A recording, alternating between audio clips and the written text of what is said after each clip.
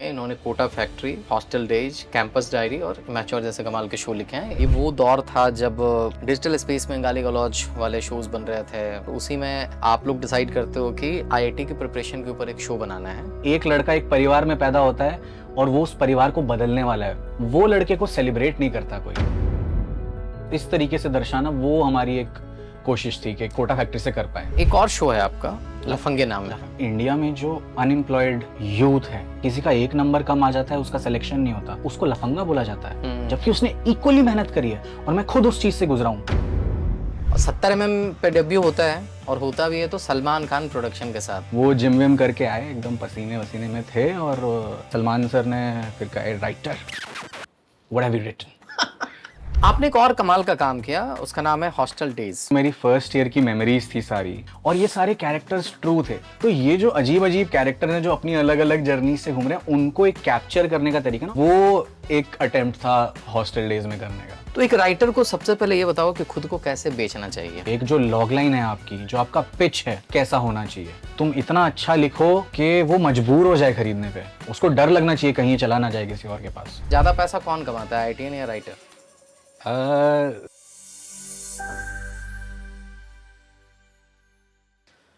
Hello hi नमस्ते, क्या हाल चाल है आप लोगों का। Welcome back to another episode of unfolding talents. और आज जिनका टैलेंट हम लोग अनफोल्ड करने वाले हैं उनका नाम है अभिषेक यादव। बहुत बहुत स्वागत है आपका। कैसे हैं आप? बढ़िया एकदम, थैंक यू। तो इनके नाम से आप वाकिफ़ हो ना हो, इनके काम से आप ज़रूर वाकिफ़ होंगे। इन्होंने Kota factory, hostel days, campus diary और मैच्योर जैसे कमाल के शो लिखे हैं। इसके साथ ही साथ इन्होंने सलमान खान प्रोडक्शन के लिए फर्रे नाम की फिल्म भी लिखी है, राइट? ओके। अच्छा, तो राइटर बनने से पहले आप आईआईटीएन थे, है ना? हूँ। थे इसीलिए क्योंकि वो वाला काम अभी आप कर नहीं रहे हो। तो अब यही बता दो कि ज़्यादा पैसा कौन कमाता है, आईआईटीएन या राइटर? ज़्यादा पैसे वो कमाता है जो ज़्यादा काम करता है, जो अच्छा काम करता है, ऐसा काम करता है जिसकी वैल्यू हो। ओके। तो आई थिंक आईआईटीएंस बहुत सारे हैं जो इस फील्ड में अभी आ चुके हैं। मतलब पहले बहुत कम थे, फिर धीरे धीरे हमने देखा। नितेश तिवारी तो हमारे ही सीनियर हैं, आईआईटी बॉम्बे से ही हैं, मेटलर्जी डिपार्टमेंट के, सेम डिपार्टमेंट के। तो आई थिंक वो अच्छा कर रहे हैं, काफ़ी अच्छा कर बहुत ज़्यादा अच्छा कर रहे हैं। तो वो डेफिनेटली, मतलब आई थिंक काम से वैल्यू होती है आपके। अब आप आईआईटी बन जाओ और फिर कुछ ना करो ऐसा जो वैल्यू दे पा रहा है, वैल्यू क्रिएट कर पा रहा है, तो वो फिर सिर्फ एक ब्रांड रह जाता है, फिर एक टैग रह जाता है। तो आई थिंक सिर्फ काम होता है जिसके पैसे मिलते हैं। ओके। अगर मैं एक शो लिख रहा हूँ या डेवलप कर रहा हूँ तो इसके डिफरेंट स्टेजेस जो होते हैं, मैं चाहता हूँ वो आप एक एग्जांपल देके समझाओ। आप अपने ही शो का एग्जांपल ले सकते हो या किसी और का भी एग्जांपल ले सकते हो कि आइडिया क्या होता है, उसको डेवलप कैसे किया जाता है, कैरेक्टर बिल्डिंग क्या होती है, फिर डायलॉग्स कब आता है, स्क्रीन प्ले कब होता है। एक एग्जांपल देके अगर आप समझा सको। मतलब मैं जो करंट शो अभी लास्ट लिखा, जो अभी रिलीज होने वाला है, उसके हिसाब से बताता हूँ। तो वो कहीं ना कहीं शुरू इस चीज़ से होता। कहानी मैंने बहुत पहले एक लिखी हुई थी। देन आनंद जैन जो अमेज़ॉन में है, वो उनका हमसे कनेक्शन था पहले से ही। तो उन्होंने पूछा कि कुछ इस जोन में तुम्हारे पास है क्या। तो मैंने कहा हाँ है एक कहानी। तो बात हो रही थी कि इंडिया में जो अनएम्प्लॉयड यूथ है उस पे, तो इस पे रवीश कुमार कितनी रिपोर्ट्स कर चुके हैं। इनकी बातें नहीं होती यार इन कहानियों की। उन लोगों को बस बोल दिया जाता है, किसी का एक नंबर कम आ जाता है, उसका सिलेक्शन नहीं होता किसी सरकारी नौकरी के लिए। हो भी जाता है तो उसके बाद उसकी पोस्टिंग नहीं आती, कभी कभार एग्जाम कैंसिल हो जाते हैं, लीक हो जाते हैं। तो इतनी सारी स्टोरीज हम देख चुके थे कि वो यूथ, उसको लफंगा बोला जाता है, जबकि उसने इक्वली मेहनत करी है। और मैं खुद उस चीज़ से गुजरा हूँ कि मेरा भी एक नंबर से रहा था यार आईआईटी फर्स्ट अटेम्प्ट में। तो मैंने वो एक साल झेला था, तो मुझे पता था कि, और मैंने लिखी थी ये चीज़ के, इस चीज़ के बारे में बात करनी है कि how people around you they start treating you differently because you failed, जबकि तुम रिजल्ट ओरिएंटेड है ना ये देश। तो ये एक कहीं थॉट था कि यार ये बताना है हमें, ये चीज़ करनी है। अब ये वन लाइनर मिल गया कि यार ये लफंगे जो होते हैं ना, ये लफंगे सच में नहीं होते हैं, इन्होंने बहुत, तो इनकी दुनिया दिखाओ। तो उसके बाद अब ये एक, सिंस हमारा एक कनेक्शन था पहले से, हम कैंपस डायरी पे काम कर चुके थे आनंद के साथ, तो उनको एक बिलीफ है हम पे कि नहीं यार ये वन लाइनर मेरे को समझ आ रहा है, हाँ ये सही लग रहा है। अब तुम एक स्टोरी बीट, एक स्टोरी कैसे घूमेगी। अब वो कितना भी हो सकता है, वो पर्सन टू पर्सन डिपेंड करता है। फिल्म में लोग कह देंगे आपको आप 4 पन्ने की कहानी ले आइए, 5 पन्ने की, उससे ज़्यादा मेरे को नहीं पढ़ना है। कोई शो होगा तो ऑब्वियसली कहानियाँ लंबी हैं, 10 पेजर है, ये ऐसा चाहिए। अब वो 10 पेजर आपका बहुत ग्रिपिंग होना चाहिए, उसमें चीज़ें मूव होनी चाहिए, आपको स्टोरी आर्क दिखना चाहिए, कैरेक्टर आर्क दिखना चाहिए, आपका ये कैरेक्टर पूरी क्या बात कह रहा है वो दिखना चाहिए। तो जैसे इमेजॉर में एक पूरा उसकी जो जर्नी आती है, उससे इवेंचुअली ये कहते हैं ना कि यार पहला प्यार साथ रहे ना रहे, याद हमेशा रहता है। पहले प्यार में क्या क्या चीजें पहली बार कर जाते हो तुम, वो एक पूरी एक जर्नी ऐसा कहती है ना, तो वो आपको कंडेंस करके बोलना आना चाहिए कि ये पहले ऐसा ये करेगा, फिर ये करेगा, ऐसा करेगा। ऑब्वियसली आप यहाँ से डेवलप करने जाओगे चीजें आगे, बहुत चीजें चेंज होंगी, पर आप कहना क्या चाहते हो, ये जो वर्ड है ना कहानी, आप उसके हटा दो, मात्राएं हटा दो, क्या है कहना, वही तो है। तो कहना क्या है आपको, वो आपको पता होना चाहिए, वो आपको पता है, फिर उसके बाद आपकी एक वर्ल्ड बिल्डिंग है, उसी से वो सब चीज निकल के आती है। स्टोरी इज एवरीथिंग, ये जो वर्ड है ना स्टोरी टेलिंग, उसी में है। स्टोरी सबसे इंपॉर्टेंट है, और आप उसको किस तरीके से कह रहे हो वो इंपॉर्टेंट है। तो ये आईआईटी की तैयारी की कहानी को अलग अलग तरीके से कहा गया है। बिल्कुल। जैसे कोटा फैक्ट्री में हमने उसे एस्पिरेशनल एंड थोड़ा बिटर स्वीट दिखा दिया है। लाखों में एक ने उसको एकदम नेगेटिव टोन में दिखाया कि कैसे एक बच्चे पे प्रेशर डाला गया। अब उसने ऐसा कैरेक्टर डेफिनेटली है क्योंकि वो नहीं करना चाहता था, वो नहीं करना चाहता तो उसे ज्यादा दुख होगा ना, राइट। तो इसलिए ऐसा कैरेक्टर लिया गया। हमने भी उसका एक वर्जन लिखा उसके अंदर उदय का, लेकिन उसको डिफरेंट तरीके से ट्रीट किया हमने। लेकिन ये भी लिखा है कि एक लड़का करना चाहता है, उसके पास पैसे नहीं है इतने, तो वो किसी तरीके से मैनेज कर रहा है मीना का। तो ये कैरेक्टर्स अपनी आर्क के थ्रू कुछ कहते हैं उस वर्ल्ड के अराउंड वैसा। तो हर कैरेक्टर क्या फंक्शन प्ले कर रहा है। जैसे बहुत सारी कहानियों में होता है एक मेंटर होता है सबका, तो जीतू भैया इज प्लेइंग दैट मेंटर। एक फ्रेंड होता है जो आपको बोलता है कि यार तू अभी ये गलत कर रहा है, एन एलाय जो आपको आके बताएगा कि नहीं यार तुम ये गलत रास्ते में हो। फिर दोस्त से झगड़ा भी हो जाता है उससे कि तू मुझे मत बोल, तू क्या कर रहा है, वैसी वाली जो चीजें होती हैं। तो कहानियों का हमेशा से ऐसे ही रहे, आपको पता होना चाहिए कि आप क्या कहना चाहते हो, किस तरीके से कहना चाहते हो। अगर आपको वो पता है, उसके बाद की चीजें आप थोड़ा क्राफ्ट वाइज संभाल सकते हो। ओके। ये वो दौर था जब डिजिटल स्पेस में गाली गलौज वाले शोज बन रहे थे, सॉफ्ट पॉर्न जैसी कुछ चीज़ें बन रही थी, गन फाइट्स दिखाए जा रहे थे। उसी में आप लोग डिसाइड करते हो कि आईआईटी की प्रिपरेशन के ऊपर एक शो बनाना है, वो भी ब्लैक एंड वाइट में। अब जब ये आइडिया चमका था तो एक रेफरेंस पॉइंट के लिए हम लोगों के दिमाग में 3 इडियट पहले से ही थी कि इस वर्ल्ड में कहीं ना कहीं वो फिल्म बनी हुई थी। तो कितना प्रेशर था या कैसे क्या तैयारियां थी कि इसको अलग रखते हुए भी एक बात अपनी कहनी है? प्रेशर तो था थोड़ा बहुत, बिकॉज जैसे ही आप ये चीज़ बनाओगे इस चीज़ के ऊपर, तो यार एक्सपेक्टेशंस बहुत ज़्यादा थी, क्योंकि हमें ये पता था कि इस चीज़ की ऑडियंस है। 10 लाख लोग हर साल ये एग्ज़ाम देते हैं, उसमें से 2 लाख लोग कोटा में जाते हैं। तो अब जब आप वो चीज़ बना रहे हो तो उन लोगों की एक एक्सपेक्टेशन है कि कैसे दिखाएंगे, कैसे दिखाएंगे, क्या ये ढंग से दिखा पाएंगे कि नहीं दिखा पाएंगे। तो वो तो उस कहानी के अंदर ही एक एक्सपेक्टेशन पहले से ही सेट थी। प्लस है कि इस वर्ल्ड में जो सबसे पॉपुलर चीज़ बनी थी वो कोटा फैक्ट्री से पहले 3 इडियट्स थी। तो 3 इडियट्स, अब आप इतनी अच्छी फिल्म से आपको कंपेयर किया जाएगा। और भी कुछ चीज़ें आई थी, लाखों में एक था जो इस चीज़ को दर्शा रहा था अच्छे से, एक उसका नज़रिया था। तो हमने ये ज़रूर सोचा कि यार हमको इसको अपने तरीके से कहना है, इसको डिफरेंट ज़रूर बनाना है उस चीज़ को, एंड येट वही जो सारे ट्रुथ्स हैं उस वर्ल्ड में। मतलब ऐसा होना चाहिए कि कोई आदमी कोटा नहीं गया है, कोई मान लो इंडिया में नहीं है, कोई बाहर की ऑडियंस कुछ देखता है, उसको पता चले कि what is this Kota coaching industry, क्या होता है, आईआईटी की प्रिपरेशन क्या होती है। वो एक ये शो देखे और वो सब समझ जाए इसके बारे में, अच्छा ऐसा होता है, ये चीज़ें होती हैं। तो यही एक हमारा एक सोच यही थी।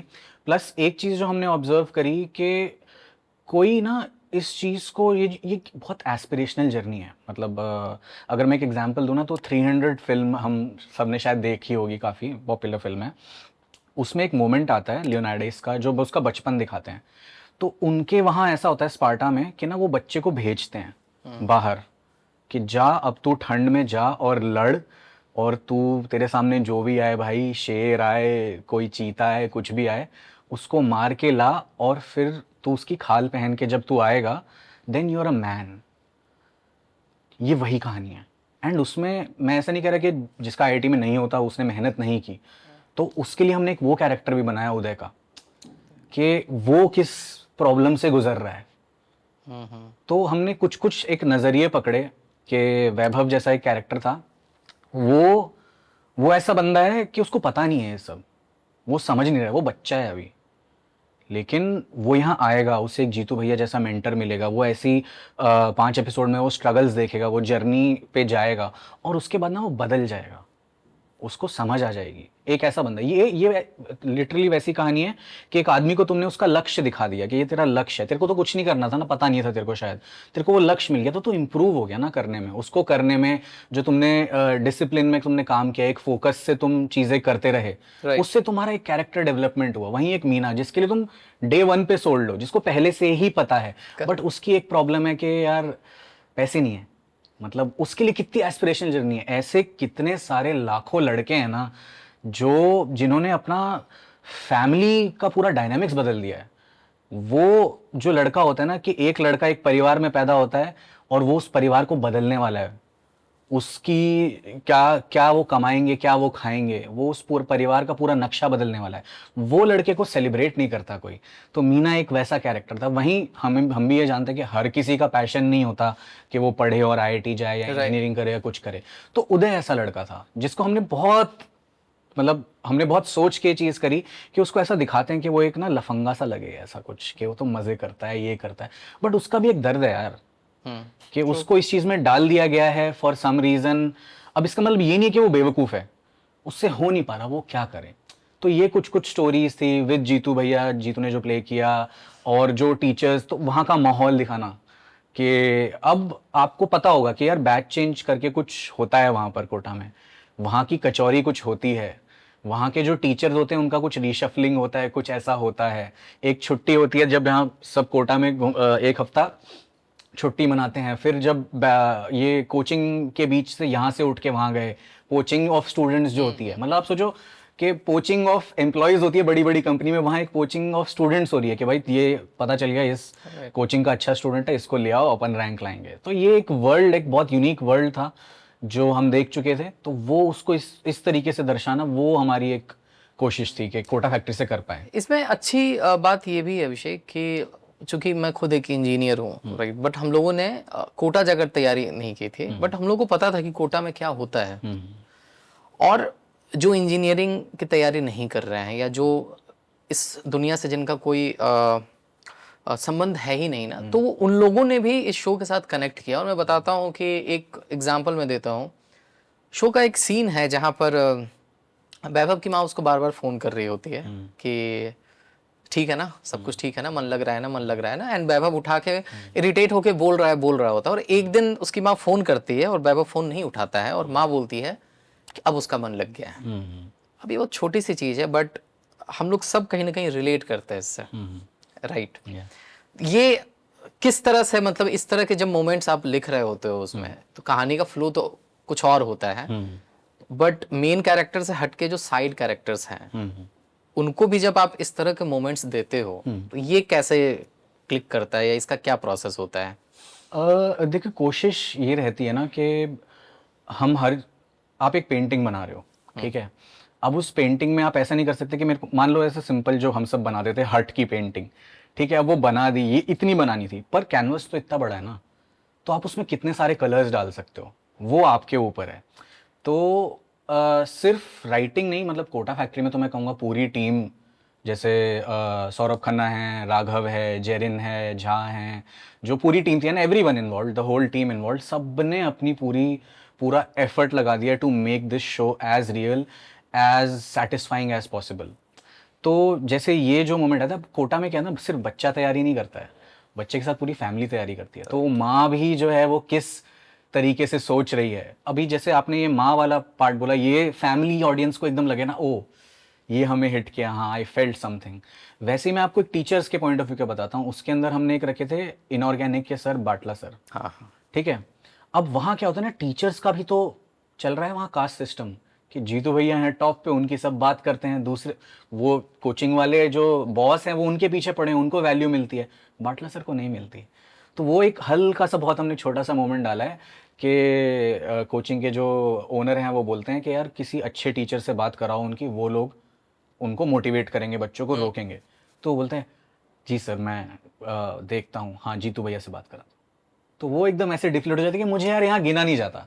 तो एक बच्चा भी जैसे उस चीज़ से गुजर रहा है ना कि उसको वो वैलिडेशन नहीं मिल रहा, वैसे एक टीचर भी गुजर रहा है। तो ये बहुत सारी चीज़ें थी जो हमने खुद ऑब्जर्व करी थी। कोटा में बहुत सारी ऐसी लाइनें हैं, हम तो वहाँ पूरे रिसर्च के लिए थे, मैं मतलब हर कोचिंग इंस्टीट्यूट गया हूँ, वहाँ बच्चों से मिला हूँ, सब चीज़ें करी हमने, पूरी टीम गई है और नंबर दे रखे हैं उन्हें, और बहुत सारी लाइनें ऐसी हैं जो वहाँ के लोगों ने बोली और फिर हमने शो में डाली। इनफैक्ट ये उसमें एक बहुत छोटा सा मेंशन है, मैं अब आप लोगों को भी वो क्रेडिट देता हूँ, बहुत छोटा सा मेंशन था बिहार टाइगर्स का। हाँ, बिहार टाइगर सर सीजन अब मैं आपको रोकता हूँ क्योंकि मैं खुद बिहार का रहने वाला हूँ ना। तो मैं आपको बताता हूँ ये किसने दिया था। हम लिटरली कोटा के लिए निकल रहे थे और पीछे से आकाश बोलता यादव यादव रुको रुको रुको, एक चीज होती है। आकाश और अभिनव थे आई थिंक, उन्होंने कहा बिहार टाइगर्स के बारे में जरूर आप सोच लेना, बिहार टाइगर्स कुछ होता है। तो मेरे बस ये दिमाग में रह गया, तो मैंने वहां जाके पूछा लोगों से कि ये बिहार टाइगर्स क्या होता है यार बताओ। तो फिर हमने वो डाला कि जितना हम कर सकें कि ये एक इस चीज को। तो ये बहुत सब लोगों के एक्सपीरियंसेस से ना, मतलब बहुत ऐसी भी चीजें हैं जो हम नहीं दिखा पाए, जो हमें पता थी कि वो शायद कहीं स्टोरी में बैठ नहीं रही थी। वहाँ एक गेमिंग पार्लर का कल्चर है जो ऐसा है। तो वो बहुत सारी चीजें। हाँ, आप बोल रहे थे। नहीं, मतलब मैं वही बता रहा था कि जो चीजें आप पहली बार पर्दे पर देखते हो ना, फिर तो बहुत लोग फिर आपकी कॉपी करने लगते हैं, बहुत सारी चीजें बनने लगती हैं। इनफैक्ट जो इसका पूरा कॉन्सेप्ट था, या जैसा जीतू भैया जैसा कैरेक्टर, मेरे को नहीं लगता है कि मैंने उस तरह का कैरेक्टर पहले कहीं ना कहीं गाहे बगाहे मैंने देखा होगा। बट जिस तरह से उसको दर्शाया गया ना, कि जब भी कोई टीचर होता है तो हमेशा वो ज्ञान बांटने वाले ही एक आते हैं। भैया वाला जो एंगल था ना, कि टीचर नहीं भैया, जीतू भैया, ये इस किरदार के बारे में बताइए कि ये किरदार लिखते समय बैक ऑफ द माइंड क्या चल रहा है? क्योंकि इंटरनेट पे कुछ कंस्पिरेसी थोड़ी चलती है कि एक एनवी सर हैं, ये शायद कहीं ना कहीं उनसे प्रेरित है। क्या था मतलब पूरा प्रोसेस इस किरदार को लिखने का? तो ये बेसिकली किसी एक किरदार से नहीं आया है ये चीज़, ये एक्चुअली रियलिटी है। तो मैं आपको बताऊं, मैंने जहाँ जहाँ कोचिंग करी है, कोटा में या फिर पंजाबी बाग में था मैं दिल्ली में, और मेरे साथ बाकी टीम ने भी, मतलब सौरभ खन्ना ने तो पढ़ाया भी है खुद, वो खुद थे वो। अच्छा। तो ये हमेशा मैंने देखा है, हर जगह ऑब्जर्व किया है, हर जगह, कि ये टीचर्स ही हैं जो सब चेंज कर रहे हैं। वो टीचर मेंटर बनता है। इससे पहले क्या होता ना, स्कूल होता था, स्कूल में टीचर आता था, तुमने पढ़ लिया जी तो ठीक है, नहीं पढ़ा तो भाई तुम प्रॉब्लम। लेकिन ये टीचर्स, इनका क्या होता है, इनको रैंक निकालनी है, तो इनका भी एक इंसेंटिव है कि मैं इसको करूं, अच्छे से बताऊं। तो वो बहुत ही मतलब एक खुद को उस पोजीशन में रखते हुए दे डिजाइन देयर लेक्चर्स। मतलब आप देखो, मैं बताता हूँ आपको, मैंने जिन जिन कोटा के टीचर से पढ़ा है ना, वो आते हैं पहले 5 मिनट, मैं ये रियलिटी बता रहा हूँ कि कोटा की या फिर किसी भी कोचिंग क्लास को अगर आप देखो, पहले 5 मिनट होती है मोटिवेशन, जिसमें पिछली क्लास का रिविजन होता है कि जल्दी जल्दी बता दो कि दे कम टू स्पीड, एक जोक मारते हैं कि क्लास फिर थोड़ी नॉर्मल हो। फिर आते हैं नए इस बार के आज क्या पढ़ाने वाले कॉन्सेप्ट को, उसको एक अच्छे एग्जाम्पल के साथ बताते हैं हमेशा। उसके बाद एक ऐसा सवाल देते हैं जो उस एग्जाम्पल, उस कॉन्सेप्ट को टेस्ट करता हो डेफिनेटली, पर उसमें कुछ एक अतरंगी चीज हो। अब उस पर बच्चे अटकते हैं, फिर ये अगला कॉन्सेप्ट समझाते हैं कि ये वैसे वाला सवाल था। तो इनकी पूरी क्लासेस डिजाइंड होती हैं ऐसे, इट इज अ परफॉर्मेंस। तो ये ऑब्वियसली जब मैं 3 साल तैयारी करी है तो मैं देख पा रहा हूँ कि अच्छा ये क्लास हमेशा ऐसे ही होती है, जैसे स्टैंड अप का परफॉर्मेंस होता है ना वैसा। तो उस स्टार्ट मिडिल एंड वो लोग पहले तय करके तय हो राइटिंग है क्लास पर, वरना आप अच्छे से आके बच्चे को एंगेज कर ही नहीं पाओगे। तो ये उनका होता है। अब ये मैंने ऑब्जर्व किया होता, तो मेरे खुद के ऐसे टीचर्स थे जिनसे हमने लिखना शुरू किया। तो हमने कहा कि नहीं, ऐसे टीचर होते थे, ये बनाएंगे, ऐसा करेंगे। तो वो सब चीजें डाली कि नहीं, इनकी क्लास आती है, ये मोटिवेट करते हैं, मुझे पता है वो मोटिवेशन करते हैं, लास्ट के 5 मिनट मोटिवेट ही करते हैं वो, शुरू के 5 मिनट, लास्ट के 5 मिनट, ताकि वैसा रहे। तो मेरे खुद के जो टीचर्स थे, ब्रिलियंट ट्यूटोरियल्स पंजाबी बाग से, नवीन चंद्र नाम है उनका। अच्छा। तो NC जोशी, उनसे कहीं ना कहीं सबसे ज्यादा इंस्पायर्ड था जब मैंने लिखा था, जब हमने शुरुआत करी लिखा था। ऑब्वियसली सौरभ खन्ना भी बहुत इनपुट दिए कि ऐसा कर सकते हैं, वो तो खुद और 10 टीचर्स को जानते थे। तो हमने ऐसा करके उसको बनाया। अब जब बात आई कि यार अब एक्टर्स को समझाना है कि ऐसा करें, अब उसमें ठीक है, जीतू तो फिर भी समझ जाएंगे, वो खुद वहाँ पर और भी उसमें काफी लोग थे। Shivankit was playing a teacher, Jassi was also playing a teacher, Batla sir भी एक टीचर प्ले कर रहे हैं। तो हमें कुछ ढूंढना था कि मैं एग्जाम्पल कहाँ से ढूंढूं, what do I send them, how do I tell them. तो तब गूगल सर्च करते करते हमें मिल गए एनवी सर के लेक्चर्स। एनवी सर खुद कोटा के टीचर हैं, स्टैट फिजिक्स टीचर हैं, तो वो वही चीज़ करते हैं। आप देखोगे कोटा के या फिर बहुत अच्छे जो टीचर्स होते हैं उनको ऐसे ही पढ़ाना होता है, उनकी सारी क्लासेस ये रहती हैं। तो मैंने सबको उनके वीडियोस भेज दिए कि ये, अब मेरे को सबसे जो रिस्पॉन्स मिला, जीतू ने बोला कि यार मैंने वो तेरी जो वीडियो भेजी थी तूने, वो मैंने देखनी शुरू करी और फिर मैं उनकी रात भर सारी वीडियोस देख गया। उस वक्त पे सिर्फ एनवी सर की ही वीडियोस हाँ, थी वहाँ पर, ऑनलाइन थी। उसके बाद तो अभी तो ऑनलाइन एजुकेशन अलग लेवल पे चला गया। 2018 एंड 19 बिगिनिंग की बातें हैं ये। जस्सी ने भी सेम बोला कि यार ये टीचर कितना सही है यार ये ऐसी ऐसी चीज़ें कर रहा है। मैं तो उसकी पूरी वीडियो देख गया, बाकी लोग भी ये देख रहे हैं। तो वो वही तो उन्होंने करा था ना कि वो एंगेज कर लेते हैं। तो फिर होते होते ऐसा हुआ कि जीतू ने भी कहा कुछ कुछ चीज़ें कि ये साइकिल वाला जो किया था, वो पहिए वाला घुमाने वाला एक्सपेरिमेंट, वो मैं क्लास में करता हूँ कि सीन शुरू हुआ तो यहाँ ये हो रहा है, समझा कि नहीं, अरे हाँ बोल ना बोल भाई, ये नवीन सर का भी बहुत था, वैसा था। अच्छा, हाँ। तो I would say I am not taking away anything from him, but ये सारे जो इतने अमेजिंग टीचर्स आए हैं, मिले हैं, ये उन सबको कहीं एक मिला के एक हमने एक इमेज बना दी जीतू भैया की, जो बच्चों को इतनी पसंद आई है। ओके, तो कोटा फैक्ट्री की बहुत सारी बातें हो गई, अब आगे बढ़ते हैं हम लोग, है ना। आपने एक और कमाल का काम किया, उसका नाम है हॉस्टल डेज, राइट। अब कोटा फैक्ट्री तो बन चुकी है, अब हॉस्टल डेज बन रहा है। अब इसमें क्या है ना कि रैगिंग दिखाई, रैगिंग है, जीपीएल है, एंजल प्रिया वाला स्कैम है, चैटिंग स्कैम है, ये सब बकर के अलावा ये बात भी है कि इंजीनियर्स फर्स्ट ईयर में कैसे अपने आइडेंटिटी को लेकर कंफ्यूज रहते हैं या कैसे अपनी आइडेंटिटी बनाने की कोशिश करते हैं। इसमें ये भी दिखाया गया है कि वो एक बंदा ज़रूर होता है जो पूरे ग्रुप को पढ़ाता है, ये सीनियर का जो फेवरेट होता है, राइट।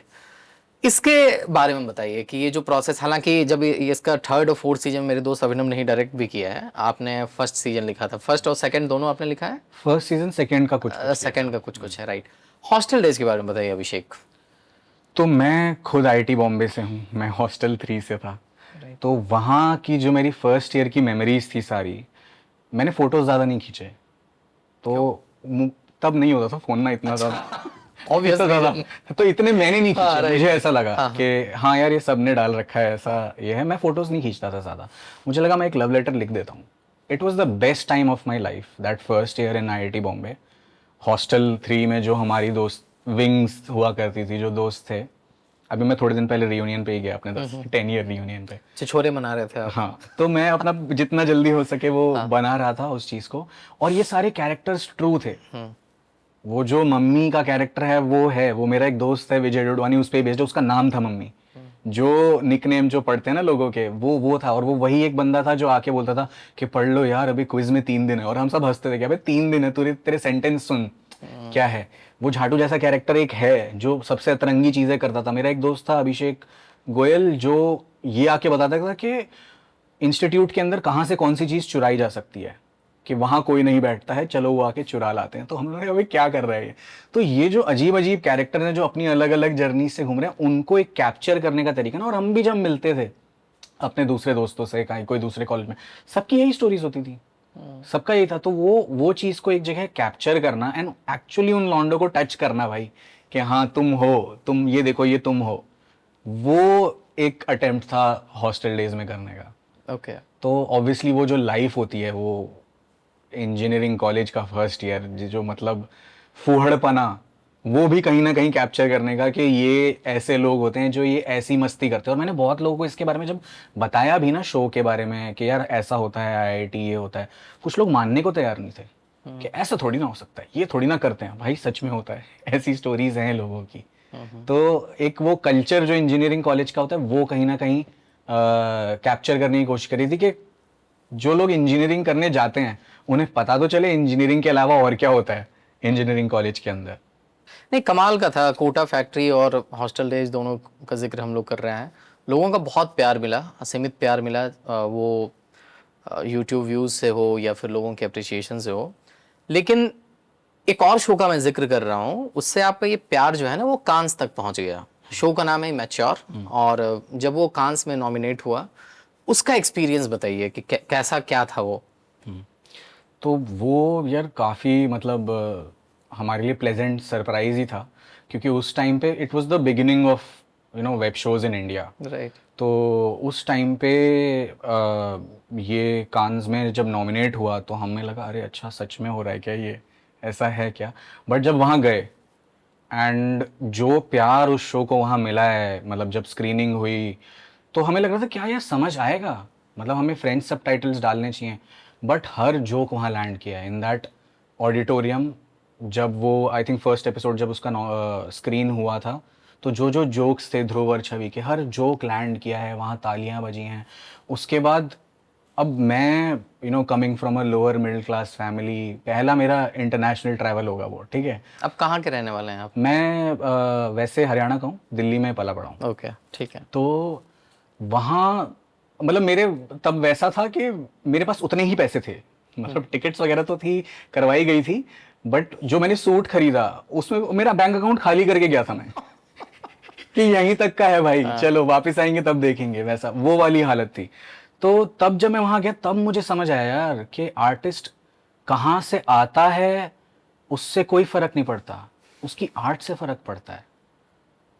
तो हमें वहाँ पर डैनियल हॉल जो डेक्स्टर प्ले करते हैं, हम उनसे मिले, उन्होंने चीज़ देखी, उन्होंने तारीफ करी उस चीज़ की।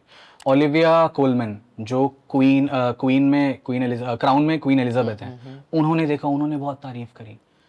मेन इन ब्लैक के राइटर एड सोलोमन, वो आए और उन्होंने कहा कि ये तो बहुत अच्छा शो है, ये कहाँ बेच रहे हो तुम, क्या कर रहे हो, कैसे कर रहे हो। हमने कहा नहीं हो रहा है, अभी चल रहा है, पता है, पता नहीं क्या होगा। तो उन्होंने तो बहुत ज़्यादा तारीफ करी। वो अपना कार्ड वगैरह देखे गए, भाई कुछ बनाना है इधर तो करते हैं, कनेक्ट करते हैं, वैसा करते हैं। Everyone in that nomination category जो भी थे लोग, सब ने बहुत प्यार दिया कि हमें आके बोला कि this is such a universal story. मैंने ये I have felt all this. वो पहला एपिसोड था, बाइक चाहिए उसे ताकि वो लड़की को इम्प्रेस कर दे। तो दूसरे एक प्रोड्यूसर थे जो नॉमिनेटेड था जिनका शो, वो आए और वो 55 साल का आदमी, फ्रेंच, और वो आके बता रहे हैं मुझे कि यार मेरे साथ भी ये हुआ था यार, मैंने भी ये किया था। तो तब हमें लगा कि ओके स्टोरीज की क्या पावर है, वो कैसे ट्रैवल करती हैं। Then so that was a lot of validation. Haryana में का लड़का एक ऐसी चीज लिख रहा है जो फ्रांस में बैठा इंसान उससे कनेक्ट कर कर पा रहा है, तो वो वही हमें तभी वो जो स्टोरीज की जो पावर है ना वो, एंड हर लाइन पे हमें लग रहा था कि ये कैसे रिएक्ट करेंगे, कैसा होगा। उसमें एक मोमेंट है कि कबीर करके एक कैरेक्टर है, वो बोलता है कि मेरे को बंदी ने किस किया इधर, ये लव बाइट दिया, ऐसा ऐसा कुछ है। बाद में पता चलता है कि वो दादी का कुछ डेंचर्स यूज करके ये करा करता था। तो उस पे जो एकदम ऐसे होता है, हमने सोच के लिखा है कि उस पे जो लाउड एकदम लाफ्टर आया है कि सबको पता है कि हाँ एक ऐसा लड़का, एक उनका ऐसा दोस्त है जो ऐसे फेंकता है कि मैं तो ये कराया भाई, मैं तो वो कराया। तो वो सारी चीजें बहुत रिलेटेबल थी। किसी का एक ऐसा स्टूपिड सा दोस्त होता है जो कुछ भी बोलता है तो उन्हें लगता है कि हम इसके दोस्त क्यों हैं। वो एक सूसू टाइप का जो कैरेक्टर था, तो it was a very relatable universal kind of a story, तो इट ट्रैवल्ड। ओके। ये इमेच्योर वगैरह की जब बातचीत हम लोग कर रहे हैं, या जब से Kota factory, hostel days, immature, एक और शो है आपका कैंपस डायरीज, राइट? इसमें हर्ष बेनीवाल है, करेक्ट? कैंपस डायरीज के अभी जब ये आया था, इसके बहुत सारे सीन्स वायरल हुए हैं, शॉर्ट्स में, रील में है, क्योंकि अब ये वाला जमाना हो गया है। जब कोटा फैक्ट्री आया था उस समय तो ये सब चीजें थी नहीं, मीम्स थे। तो जब अब हम लोग इस वक्त में रहते हैं, क्या आपने सोच के लिखा था कि ये सीन रील में फटने वाला है, या कुछ ऐसा चीज करते हैं कि फ्री प्रमोशन होता है अब अगर आपका कोई पर्टिकुलर सीन रील या शॉर्ट्स में पिकअप हो जाता है, क्योंकि इतनी चीजें उसकी वायरल हुई है ना। तो इसमें मैं आपसे पूछना चाहता हूँ कि उन चीजों का जिक्र कीजिए कि जब आप सीन लिख रहे तो क्या प्रोसेस था, क्योंकि क्यों इतना वो फट गया अभी? अब नहीं, ऐसा उस वक्त तक हमें भी इतनी समझ नहीं थी, अब है। तो अब ऐसा करते हो आप? अभी मेरे को इतना तो पता होता है कि हाँ, करने के बाद पता चल जाता है कि ये वाला यहाँ से यहाँ जो सेक्शन है ना वो, और जब आप सुनाते भी हो लोगों को, आप शायद ऐसा नहीं सोच रहे हो एज अ राइटर कि नहीं ये वाली रील वायरल हो जाएगी, बट सामने वाला बता देता है आपको। तो अभी भी मैं कुछ जो शो वगैरह कर रहा हूँ, लिख रहा हूँ, उनको जब मैंने नरेट किया तो मेरे को ये बहुत फीडबैक आया कि नहीं नहीं यहाँ से यहाँ बहुत अच्छा है, इसका रील कटेगा, इसको मत काटना कभी। तो मैंने कहा ओके ठीक है, आपको लग रहा है ऐसा तो सही है। But at that point of time, campus diaries के टाइम कभी ऐसा नहीं सोचा था। मतलब हमने ये सोचा था कि अब मेरे को जो जो चीज़ें याद हैं जो वायरल हुई थी, वन वाज ऋत्विक का एक मोनोलॉग बहुत वायरल हुआ था, ओपनिंग में कुछ रैगिंग होती है जिसमें रंजन होता है वो भी बहुत वायरल हुआ था। तो वो लिखते वक्त सिर्फ ये था कि नहीं यार हमको एक अच्छा सीन लिखना है, जो रैगिंग में कितना फन हो सकता है और कितना ब्रूटल भी हो जाता है, उसको क्या है हम एक ह्यूमरस तरीके से विद सेइंग, वो कह रहा है कि दिस इज बुलिंग और हो रही है सामने से, तो it's kind of a satire कि ऐसा होता है भाई, ये इंजीनियर इन कॉलेजेस के अंदर ऐसा ही होता है। तो वो हमने उसको जितना लाइट तरीके से करके दिखा पाए वही इंटेंड किया था कि ये इस लेवल पे चीज़ें पहुंच जाती हैं कि वो फन करवाना चाहते हैं तुमसे कि तुम एक फिल्म बनाओ अभी हमारे सामने और एक्टिंग करके दिखाओ उसकी, अब उसके अंदर कुछ ना कुछ कॉमेडी तो हो ही जाएगी। तो ये सब तो मैंने देखा हुआ था, तो मेरे को था कि हाँ नहीं यार इस चीज़ को डिपिक्ट करना है।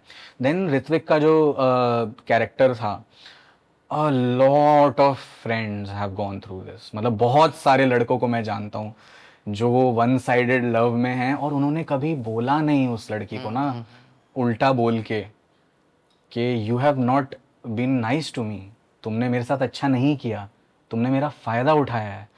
तो मैं मतलब उसको लिखते वक्त हमें था कि नहीं यार ये जो सारी भड़ास है ये इन लोगों की जो है वो निकालो इसमें, कि तूने ये किया मेरे साथ, तेरे को ऐसा नहीं करना चाहिए था, तू दोस्त अच्छी नहीं है। मतलब दोस्त वाला जो वो चीज़ था कि नहीं बनना यार तेरा दोस्त, तू अच्छी दोस्त नहीं है, वो लाइन जैसे ही आई थी उसके बाद से हमें समझ आ गया था कि नहीं हम ये कर रहे हैं। तो ये होता है, ट्रू है।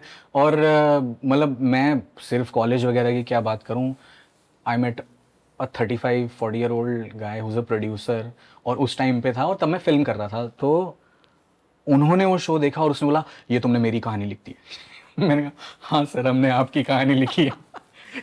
Because so many these are all shared experiences और शेयर्ड ट्रॉमा। इफ यू मैं कैन बताता हूँ ये क्यों इतनी स्पेशल हो जाती है लॉन्डो के लिए, क्योंकि एक कालजयी फिल्म आई थी रांझना, हाँ है ना। तो रांझना में ना आधी बात कही गई, रांझना में उन लॉन्डो की दुर्दशा को व्यक्त किया गया कि इनके साथ ऐसा होता है, लेकिन वो क्या कहना चाहता है वो ऋत्विक ने कह दिया फिर वहां पर। वो कहानी, इसीलिए ये दो चीजें जो है ना ये लॉन्डो लपाटो में बहुत अभी वो कल्ट माना जाता है भाई कि एक रांझना और एक कैंपस डायरी में ये वाला जो है कैरेक्टर ये है। ओके अच्छा, ये सब तो वेब शोज वगैरह तो होते ही रहता है, लेकिन जब हम लोग, हमारे आपके जैसे लोग जब छोटे शहर से बम्बई आते हैं तो सबका सपना होता है यार 70 mm पे तो कुछ होना चाहिए, है ना। और 70 mm पे डेब्यू होता है, मेरे को लगता है डेब्यू ही थी फर्रे आपकी, और होता भी है तो सलमान खान प्रोडक्शन के साथ। अब सलमान खान साहब के बारे में बहुत सारी बातें कही जाती है। आप जो फिल्म लिख रहे थे उस फिल्म से उनकी भांजी हाँ एलिजा जो है, एलिजा नाम है राइट, एलिजे, तो उनका डेब्यू होने वाला था। सलमान खान के साथ काम करने का एक्सपीरियंस बताइए कि क्या वो स्क्रिप्टिंग पे बैठते थे, क्या नरेशन होता था, कभी उनके साथ नरेशन हुआ कि नहीं, इस पूरे फिल्म के बारे में बताइए आप। तो मुझे आया था ये फर्रे लिखने के लिए, अपॉर्चुनिटी मिली थी बिकॉज मैं उस जोन में काम कर चुका था। मेरा खुद का प्रोफाइल ऐसा है कि वो एजुकेशन के अराउंड ऐसा एक सारी नॉलेज मेरे को थी कि क्या क्या होता है, कैसे कैसे होता है। तो I think that was my best experience in Mumbai. अब मैं मतलब मैंने प्यार किया 1989 में रिलीज़ हुई थी, मैं 92 बॉर्न। तो वो जब से काम कर रहे हैं उसके बाद में पैदा हुआ। एंड ऑफ कोर्स हम we have grown up watching him and all. मतलब हम हेयर स्टाइल कॉपी करते थे उनका, तेरे नाम, या तेरे नाम मुझसे शादी करो, मुझ पे वो बेटर लगता था। अच्छा तो वैसा वो था। तो ऑब्वियसली मैं जब वहाँ गया हूँ तो मैं नर्वस था बहुत, उनको भी थोड़ा सा मतलब आभास हो गया। वो जिम विम करके आए, एकदम पसीने वसीने में थे, और सलमान सर ने फिर कहा writer what have you written. तो मैं एकदम हल्का सा ऐसा हुआ, मैंने कहा सर कोटा फैक्ट्री। उनको थोड़ा आभास हो गया था कि अभी आज पहली बार मिल रहा है, ये थोड़ा ऐसा होगा। तो मैंने कहा sir Kota factory, very good show, thank you. और हॉस्टल डेज ब्रिलियंट शो। मैं और मेरे को अच्छा किया अब थोड़ा वैसा, सर कैंपस डायरी बड़ा show, I have seen it twice. तो वो उसके बाद जो मुझे लगा, मेरे को लगा मैं एकदम ऐसा ब्लैंक सा हो गया कि अच्छा ये क्या हो रहा है। ये मेरे दोस्तों ने मुझे नहीं बोला, मेरे फैमिली वालों ने मुझे ऐसा इतना नहीं बोला। सलमान खान बोल रहे तो मैंने इधर देखा साइड में अलवीरा मैम है, बोलते कि ये सब देखते हैं भाई, सब देखते हैं, सारे के ड्रामाज इनको पता है, सारी चीज़ें इनको पता है, सब देखते हैं ये। तो तब मैं थोड़ा वहाँ फिर सेटल हुआ। उसके बाद सलीम सर से मिला मैं, मेरे लिए बहुत बड़ी चीज़ थी सलीम सर से मिलना। तो वो भी मतलब मेरी साइड ले रहे हैं कि स्क्रिप्ट में डिफेंड करते हुए। तो मुझे बहुत मतलब the way that family treats an artist, वो बहुत स्पेशल फील हुआ मेरे को। एंड मतलब बहुत ग्रैटिट्यूड उस चीज़ के लिए। एंड दे वो इतना सपोर्ट किया उस फिल्म को बनाने में भी ना उन्होंने, मतलब सलमान सर के को भी जब मैंने नरेट किया, ही वॉज वेरी इन्वॉल्व। तो हमारा नरेशन चला 2 दिन, एक दिन पूरा फर्स्ट हाफ 4-5 घंटे 6 घंटे चला, फिर सेकंड डे। तो फर्स्ट डे तो ही वॉज वेरी कि हाँ वो फिल्म में घुस के हैं, पूरा बता रहे हैं। फर्स्ट हाफ के बाद उन्हें हो गया, आभास हो गया कि नहीं ये फिल्म सही लग रही है, मुझे इसको बनाना चाहिए, ये करना चाहिए। तो सेकंड डे वो अपने मूड में थे, जैसे हम सलमान भाई को देखते हैं फन मूड में है, तो वो सेकंड डे उस जोन में थे। बट उन्होंने बहुत अच्छे एडिशन दिए। इनफैक्ट मैं बताऊँ, हम एक ड्राफ्ट पहले ही थे, मतलब हम सेकंड लास्ट ड्राफ्ट पे थे, हमें पता था कुछ कुछ चेंजेस करने हैं। और मैंने अपने फ्रेंड्स को सुनाई थी, काफ़ी सारे राइटर फ्रेंड्स जो हैं उनको सुनाई थी। उन्होंने कुछ कुछ फीडबैक दिया पूरी फिल्म देख के।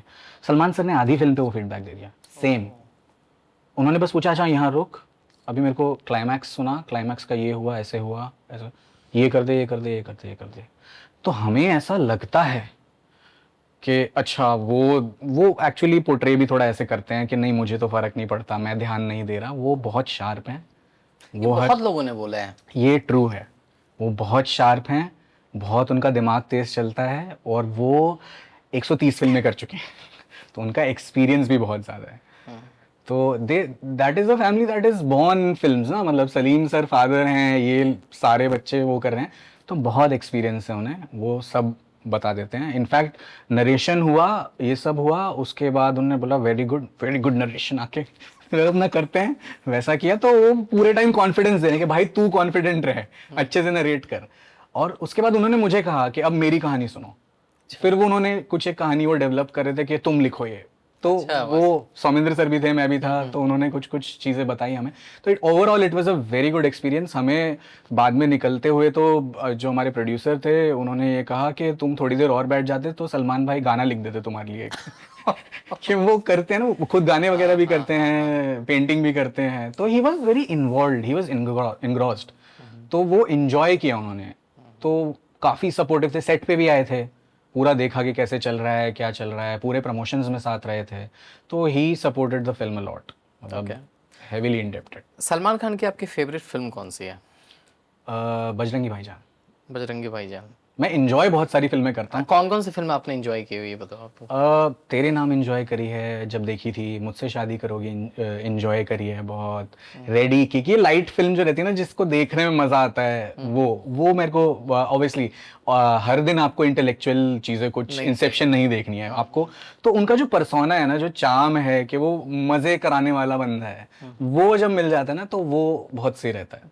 नहीं, इनफैक्ट मेरे को लगता है कि जो उनकी जो एक इमेज बना दी गई ना कि माचो मैन, और इस तरह की बहुत सारी ऐसी फिल्में हैं ना जो अंडररेटेड फिल्में भी हैं सलमान खान की, और ये मेरे को लगता है कि इस पे कम डिस्कशन होता है। जैसे एक फिल्म है रेवती ने डायरेक्ट किया, फिर मिलेंगे, अभिषेक बच्चन वाली। एक फिल्म है लंदन ड्रीम्स करके, हाँ वो तो भाई वो फिल्म जब मैंने देखा, मतलब मैं कह सकता हूँ कि मतलब अजय देवगन साहब भी थोड़े फीके लग गए थे उनके सामने, वो इस तरह की एक्टिंग वहां पे हो रही थी। इनफैक्ट सुल्तान ऑल्सो। तो हरियाणा का वो लौंडा जब सलमान खान के साथ बैठा हुआ है, घर पे बात बात हुई, पापा मम्मी को कुछ बताया गया क्या सलमान खान से मिल के आए हैं, सलीम जावेद वाले सलीम से मिला? हाँ हाँ ऑब्वियसली। क्या रिएक्शन क्या हुआ था? मैं बताऊँ उससे ज़्यादा क्या मैं बोलूँगा, मतलब वो स्टार वाली चीज़ ठीक है, वो अपनी जगह है, सही है। बट मेरे को क्या लगा ना, वहाँ मैं एक्चुअली जिस दिन गया था ना, मेरी थोड़ी तबीयत ख़राब थी।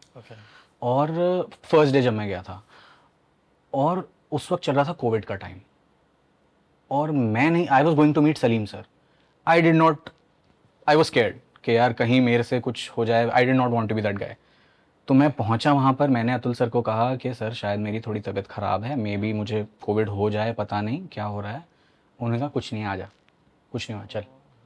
गए, हम बैठे, सलीम सर से मैं मिला, Helen ma'am, Alvira ma'am, Sohail sir, सब वहाँ थे। हमने लंच किया, आधा पौना घंटा वहाँ पर बकर चल रही है प्रॉपरली कि आज वहाँ पर अरबाज के घर पे ये हो गया, अच्छा अच्छा, अरे इनको मीठा खिलाओ, तो सलीम सर बोल रहे हैं मीठा खाओ, सलमान सर बोल रहे हैं तुम मटन खा, मटन क्यों नहीं खा रहा तू।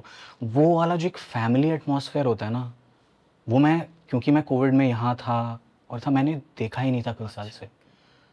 मैंने लिटरली वहाँ खाना खाया है, एक दो घंटा पूरा वो चला है, और उसके बाद मैं वहाँ से उठ के गया हूँ नीचे सलमान सर के अपार्टमेंट में, and I am feeling better. मैंने अतुल सर को बोला ये कि सर मेरी तबीयत ख़राब थी, एकदम ठीक हो गई। It is that energy of a family. वो जो होता है ना कि आप परिवार के साथ कर रहे हो और उनकी जो एनर्जी, जो हैप्पीनेस है, वो मैं ट्रांसलेट हो गई अब। वो हुई मेरी, कि मेरी तबीयत ठीक हो गई। वो फिर मैंने the first thing I did was, मैंने कराई टिकट बुक। मैं कहा मैं घर जा रहा हूँ मुझे मिलना है अभी सबसे। एंड पूरी फैमिली वहाँ थी, और वो मैंने अपनी फैमिली के साथ 3 साल से शायद पूरी फैमिली जब एक जगह है, 3 साल से मैंने लंच या डिनर नहीं किया था उनके साथ बैठ के, बिकॉज बीच में कोविड भी हो गया था। मेरा भाई ऑस्ट्रेलिया में रहता है, तो वहाँ से तो बहुत ही रिस्ट्रिक्शन, बड़ा भाई छोटा भाई? बड़ा भाई। अच्छा, बड़ा। तो वो रिस्ट्रिक्शंस वगैरह थे, तो हम मिल नहीं पाए थे कभी, इतने 3 साल हो गए थे। वीडियो कॉल पे होता था जो होता था। तो मेरे लिए, मैं उस दिन से और ज़्यादा ग्रेटफुल हो गया हूँ अपनी फैमिली के लिए कि मेरे को वो फैमिली की वैल्यू इतने टाइम बाद एकदम से समझ आई ना कि अरे this is what I was missing. वो उस चीज़ के लिए मैंने सीधा, अब मैं पापा को मैसेज करता हूँ, लव यू पापा वो देखते हैं कि अरे ये क्या हो गया ऐसे। ये परिवर्तन कहाँ से हुआ? ये वही जो हम चीजें देखते हैं, बनाते हैं ना, कि बोलते नहीं अपन ये चीजें, right. वो वाली चीजें। तो वो बहुत मेरे को भी अच्छा लगा, the way Salman sir is with his family and with his dad, तो वो था। ओके। तो आप चूंकि यहाँ पर आए हुए हैं और ये पॉडकास्ट जो देख रहा है, मैं चाहता हूँ कि ऑडियंस के लिए भी वैल्यू एडिशन हो। तो एक राइटर बनने के लिए, जो लड़का आया हुआ है बम्बई, उसको अगर राइटर बनना है और उसको शो लिखना है, तो एक राइटर को सबसे पहले ये बताओ कि खुद को कैसे बेचना चाहिए? राइटर को खुद से बेचने के लिए, मतलब ये बहुत अजीब अलग अलग चीज़ें भी हैं। मतलब सबसे पहले तो the written word is everything. उस पे अगर आपने एक स्क्रिप्ट किसी को दी है, आपने एक पिच डॉक्यूमेंट किसी को दिया है, तो उस पर और कुछ नहीं लिखा है। वो जो आपने लिखा है ना, जिस तरीके से लिखा है, वही बिकता है। ओके। जैसे मैं पूरी कहानी सुनाने लगता अगर इमेच्योर की कि ऐसा है, शायद कोई नहीं सुनता। वो एक लाइन जो थी ना, कि जो पिच थी कि पहले प्यार के लिए क्या क्या चीज़ें पहली बार हो जाती हैं, और कि पहली बार वो बाइक मांगेगा जिससे पेरेंट्स से झगड़ा होगा, ये that was what sold the show. उसके बाद हमें एक पायलट लिखने के लिए कहा गया कि ऐसा लिखो। फिर वो अच्छे से लिखा, पहला पढ़ा, अब तुम्हें अलाउड है कि हाँ भाई अब तुम 5 लिखो, अब एंड तक करके दिखाओ इसे। तो वो एक चीज़ थी कि आपको अपनी कहानी को बेचना बहुत अच्छे से आना चाहिए। एक जो लॉग लाइन है आपकी, जो आपका पिच है, वो कैसा होना चाहिए। कोटा फैक्ट्री के लिए भी यही था कि इतने सारी ऑडियंस इस जर्नी पे जाती है, पर वो जर्नी आज तक ट्रुथ में कभी ट्रू तरीके से उसको दिखाया नहीं गया है। तो उसका सबसे बड़ा सेलिंग पॉइंट ये था कि इतनी बड़ी ऑडियंस है और इनकी कहानी आज तक किसी ने नहीं बोली। हाँ, इस चीज़ को किया जा सकता है, और उसको एक एस्पिरेशनल से तरीके से करना है, ये करना है, वो सारी चीज़ें उसके अंदर जोड़ दी गई। तो वो जो आपने लिखा है ना, वही सेल करता है, वो मैं मानता हूँ। तो आप ऐसा मत सोचिए कि नहीं मैंने इतना तो कर दिया, तेरे को क्यों नहीं समझ आ रहा। सामने वाले को नहीं समझ आने वाला, तुम अपना बेस्ट दो। ओके।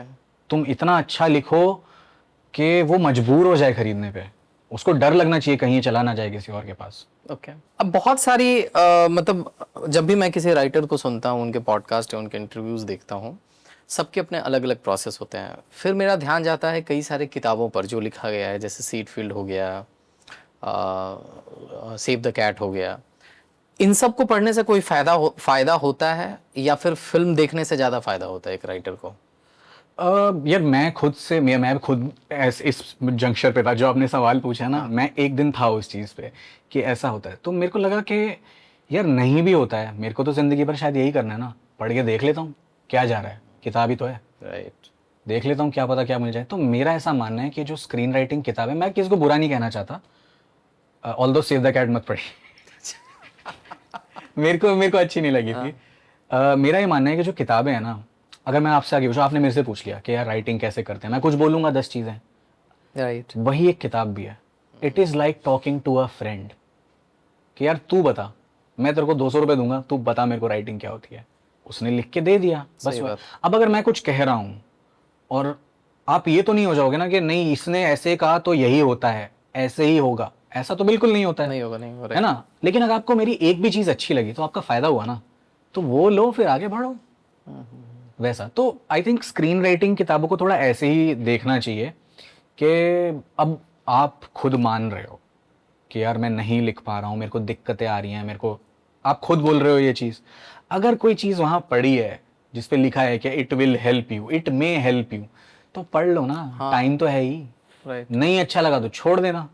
तो मेरे को कोई एक परफेक्ट किताब है ही नहीं जो आप फॉलो कर सकते हो, क्योंकि ये क्राफ्ट ऐसी है ही नहीं। It is one of the most complicated craft यार, फिल्म मेकिंग। बिल्कुल। आप फोटोग्राफी करते हो, आप एक फोटो लेते हो ना, फिल्म में कितने फ्रेम्स होते हैं, सारे फोटो ही तो हैं। आप गाना गाते हो, आप सिंगर हो ना, एक गाना गाया ना, फिल्म में 5 गाने होते हैं। राइट। कॉस्ट्यूम बनाते हैं जो कर रहा है, एक ड्रेस डिज़ाइनर है, फैशन डिज़ाइनर है, सबके डिज़ाइनिंग हो रही है ना फिल्म के अंदर भी। तो ये बहुत सारी क्राफ्ट्स को मिलाकर एक epic kind of a platform होती है फिल्म मेकिंग। अब वो इतना मुश्किल है कि अगर आपको वो करने के लिए कुछ हेल्प मिल रही है तो भाई सुन ले। बट आई वुड डेफिनेटली से कि कुछ लोग होते हैं जो कर देते हैं बहुत अच्छा, कि वो कर देते हैं, लेकिन कुछ लोग होते हैं जो उस चीज़ को समझा बड़े अच्छे से पाते हैं, खुद नहीं कर पाते हैं। शायद नहीं कर पाते हैं। तो ये एक बहुत ना, लोगों को लगता है कि अरे ये कौन राइटर है, इसने की बुक लिख दी है कि कैसे लिखो, इसने खुद क्या लिखा है पहले वो अनुराग देख। कश्यप ने ये बोला है स्किट फील्ड के बारे में, हाँ। उसने अपने लाइफ में कोई फिल्म नहीं बनाया, लेकिन उसने किताब लिख दिया है। हाँ, पर कुछ लोग होते हैं जो एक्चुअली बहुत अच्छे टीचर्स होते हैं। होते हैं। तो मेरे को कभी ऐसी कोई परफेक्ट किताब तो मिली नहीं, मैंने 50-60 से ऊपर किताबें पढ़ी हैं, और ये बहुत लकी था मेरे लिए, पता नहीं कैसे, मेरे शायद वो होना था कि मैं पढूं।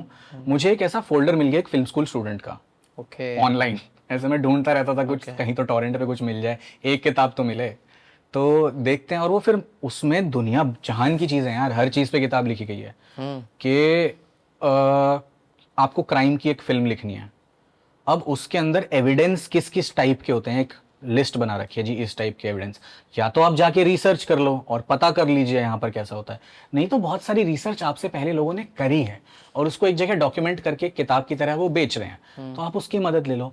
बट हाँ, I would say screen writing किताबें कुछ 1% है, वो मोटिवेशन का काम करती हैं। ये फोल्डर कहाँ पे मिलेगा? ये फोल्डर मैं दे देता हूँ आपको, ये प्लीज दे दो, क्योंकि पॉडकास्ट वगैरह तो होता रहेगा, बीइंग अ राइटर मेरे को वो ना, चाहिए। मैं आपको बताता हूँ, मेरे को भी तब जब मैं उस दिन हेल्पलेस सा फील कर रहा था ना कि यार मुझे लिखना है, मुझे समझ नहीं आ रहा मैं कैसे डेवलप करूँ, उसने मेरे को वो डेवलप करना नहीं सिखाया, वो किताबें पढ़ना, वो मेरी हॉबी बन गया था बस पढ़ना। डर लगता है ना करने से पहले कुछ, तो जब आप वो पढ़, education is all about motivation, तो वो जब आप पढ़ोगे किताब, कुछ करोगे उसके अंदर की ऐसा, वो बस आपको एक कॉन्फिडेंस देगा कि हाँ ये बोल रहा है हो जाएगा, तो मतलब हो जाएगा, कल बैठ के करते हैं। और उसमें 50 बार ये भी बोलते हैं कि आई थिंक, मैं अगर आपको बताऊं, one of the better books that I have read, वो होगी I think anatomy of a story by John Truby and story genius by Lisa Cron. वो अच्छी लगती है पढ़ने में, थोड़ा सही लगता है, बट आप उसकी हर चीज़ अप्लाई नहीं कर सकते, नहीं कर सकते। आप एक रोबोट की तरह काम नहीं कर सकते, आपका खुद का इंस्टिंक्ट काम करना चाहिए। बट हाँ, जैसे आप एक फिल्म देखते हो कोई, तो आपको ये समझ आता है ना कि हाँ ये वाला क्या पॉइंट है, क्या हुक कर लिया, तो उसे वो कहते हैं ना एक्ट 1, बस उसको नाम दे दिया गया है कैसा कि ये करने के लिए। तो it works, these books work like a checklist. अब वो चेकलिस्ट आप खुद से भी बना सकते हो। कैसे?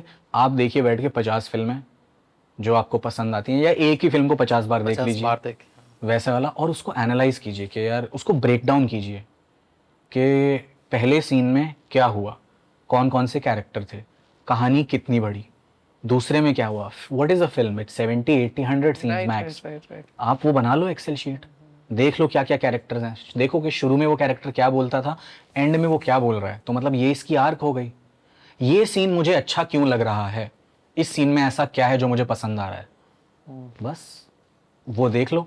तो यू कैन रिवर्स इंजीनियर, आप एक सोल ढूंढ सकते हो उस चीज का। चलिए, बहुत अच्छा लगा आपसे बातचीत करके, बहुत सारी चीज़ों पे हम लोगों ने बातचीत किया, और हमारी बेस्ट विशेज़ है कि बहुत जल्द आप यूनिकॉर्न बने और बेहतरीन कहानी कहते रहें।